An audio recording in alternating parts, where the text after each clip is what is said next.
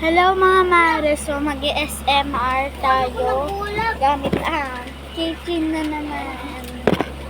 So buksan na natin ang keychain. May umorder sa akin, hindi naman Lomo card, kundi Play Money. Sabi niya, gusto niya daw ng 100 tapstick 500. At ito mga mare, meron tatlong freebies. Ito ay Lomo card.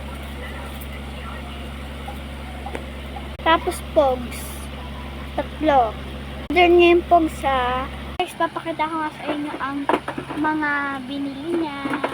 Kung ano niyang pinili. Sa Play Money. Ito ay 100, ay 500. Ito yung tatlo kong freebies. Ito. Tapos, ito, order niya ulit. So, bye-bye!